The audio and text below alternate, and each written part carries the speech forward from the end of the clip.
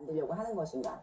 그렇다면 우리의 이 선택은 너무 지나치게 자기에게 맞는 선택이고 모두를 생각하지 않는 선택인 거 아닌가. 이런 선택이 정말 우리를 정말 인간답게 하느냐.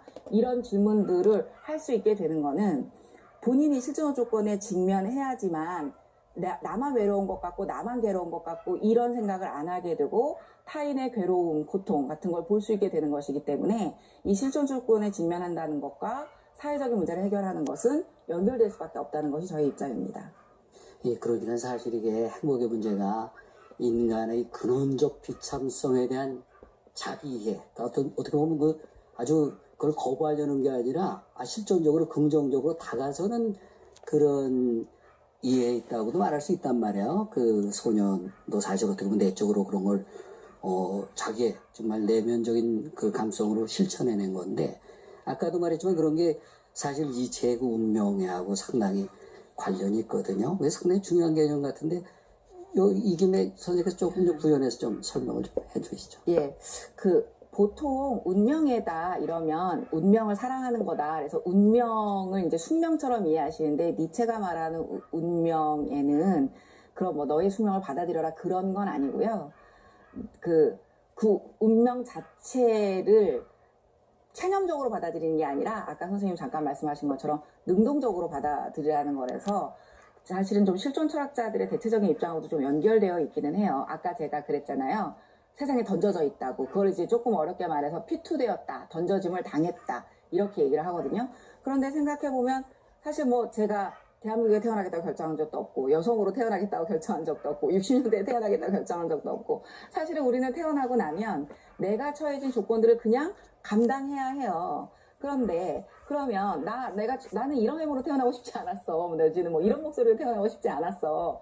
이렇게 생각한다고 해서 그 조건들이 변하는 건 아니란 말이에요. 그럼 이제 피투된 조건을 담담하게 수용해내는 거 그런 게 이제 운명에 해당하게 되는 것 같고요. 그래서 그런 오히려 내가 이렇게 태어난 것을 받아들이게 되면 너무 억울해하면 오히려 이렇게 도망가다가 볼일을 다 보게 되는데 그걸 받아들이게 되면 그래 나는 그럼 이런 조건에서 살아야 해. 그러면 따지고 보면 뭐 다 사람마다 좋은 조건이고 나쁜 조건이 있는데 내가 나의 나쁜 조건만 가지고 통사정을 한다고 내 사정이 변하는 것도 아니고 그렇다면 나는 나의 조건을 딛고 서서 살면 되는 거야. 그럼 나는 나의 조건에서 어떻게 살 것인가를 고민하자. 이게 이제 실존 철학자들이 우리에게 들려주는 얘기가 될 수 있는 거죠. 그래서 그런 태도를 이제 운명이랑 연결된다고 볼 수 있는 건데요. 그래서 저는 이제 실존 철학자가 이제 피투되었다 이런 얘기를 하고 인간은 기투하는 존재다. 의미를 부여하는 존재다. 그런데 이제 제가 좀 피투되었지만 기투해야 된다. 이런 식으로 이제 이 두 단어를 묶어서 책에도 쓰기도 했는데요. 그러니까 내가 던져짐을 당했지만 내가 다시 내 인생을 어떻게 살 것인지는 내가 결정하고 내가 선택하는 거라는 거죠. 근데 이제 인간은 재미있는 게 결정될 때는 좀 불행해하는 존재인 것 같아요. 그런데 자기가 자신을 결정할 때는 오히려 거기서 의미를 얻고 행복감을 얻는 것 같아서 기투한다라는 얘기를 제가 드리고요. 그런데 이제 제가 계속 주장하는 바는 인간이 피투되었다라는 걸 받아들이고 시설 조건을 직면하면서 자기의 조건을 받아들이는 운명의 태도에서 기투를 하게 되면 그때의 그 기투는 나의 이기적 목적을 위한 기투는 될 수가 없다는 거예요. 그러고도 나는 뭐 변호사가 되고 싶다거나 나는 로또가 되고 싶다거나 한다면 그 사람은 피투된 조건을 수용하지 않은 거고 운명의 태도를 가지지 않은 거라는 거죠. 오히려 그래서 인간은 본연적으로 기투를 정말 피투되었다는 사실을 받아들인 상태에서 기투를 하게 되면 타인의 인간다움을 증진하는 것에 관심을 가질 수밖에 없다는 게 저의 지론이고 브랜드를 통해서 그걸 또 확인하게 되고 그랬었습니다. 네, 그 행복은 사실 자유로운 삶인데 자유라는 말의 의미가 이제 그 이유를 자기한테 둔다는 것 아니겠습니까? 이게 주어진 조건이 숙명적이고 이렇게 운명적이라고 해도 그것을 해석하는 입장은 주체적이고 능동적으로 해석하는 게 상당히 중요할 것 같습니다. 그러니까 남들이 만든 주어진 조건에 사실 맞춰서 사는 삶은 그 노예들 삶 아니에요. 어떻게 보면 그 기준을 생산하는 삶, 그런 삶이 상당히 중요한 것 같습니다.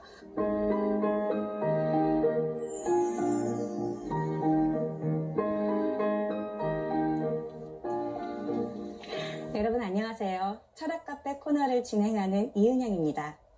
오늘 추천할 책은 모건 스코펙의 아직도 가야 할 길입니다. 이 책의 저자이자 미국의 정신과 의사였던 스콧 박사는 식료치료 현장에서 만난 사례를 중심으로 건강한 삶을 향한 과정에 필요한 것을 명쾌하게 분석하고 있습니다. 출간 후 30여 년이 지난 지금까지도 전 세계인의 사랑을 받고 있는 이 책은 삶에서 일어나는 고통과 정면으로 맞서는데 필요한 것들을 일깨워줍니다. 책에는 이런 구절이 있습니다. 가장 결정을 잘하는 사람들은 자기들의 결정에 따르는 고통을 감수할 용의를 가진 사람들이다. 한 사람의 위대성의 척도는 고통을 감수하는 능력이라고 할 수 있다. 위대한 사람은 고통을 기쁘게 생각한다. 우리가 우리의 행동에 책임지기 어려워하는 것은 그 행동의 결과로 따라오는 고통을 피하고 싶어서입니다.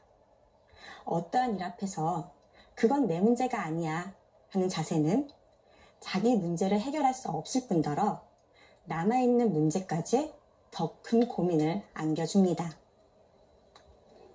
우리는 삶이란 온통 선택과 결정의 연속의 순간임을 알아야 합니다. 즉, 결정장애는 행복을 방해하는 요소 중에 하나인데요. 선택과 결정을 하는 일은 완전히 받아들일 수 있을 때만이 우리는 우리 자신의 인생에서 자유로워질 수가 있습니다. 문제와 부딪히기보다는 회피하려고 했던 사람들에게 이 책은 직면하는 용기가 무엇인지 알려주고 있습니다. 그 과정을 통해 보다 행복하게 살 수 있는 삶의 방향을 제시해주고 있습니다. 여러분, 행복한 인생이란 뒤돌아보며 후회하는 가지 않은 길이 아닙니다. 행복한 인생이란 절망의 벼랑 끝에 서 있다 하더라도 아직도 가야 할 길이 있다는 것을 기억하시길 바라면서 저는 다음 이 시간에 또 찾아뵙겠습니다.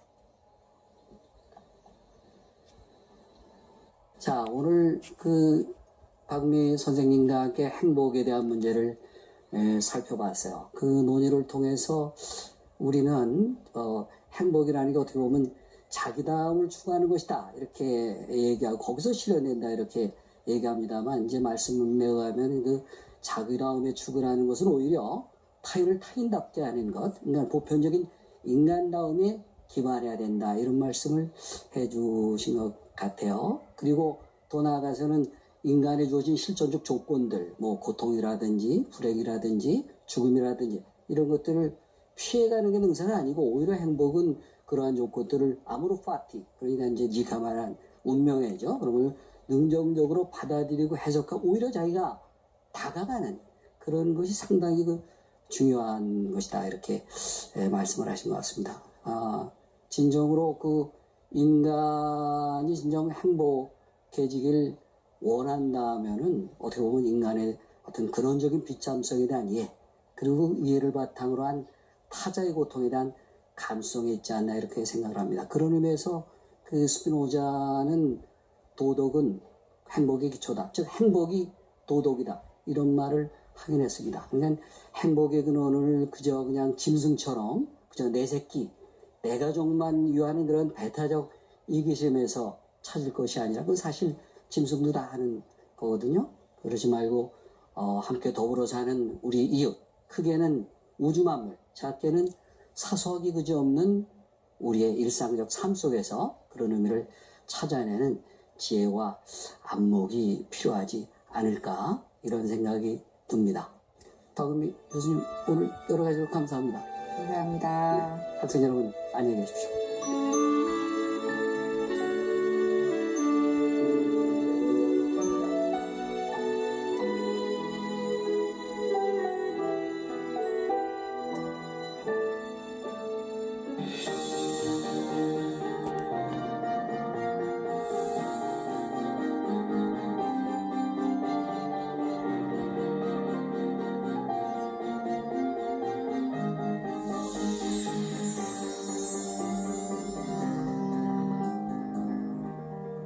당신은 능력자입니다. 손가락만 까딱하면 누구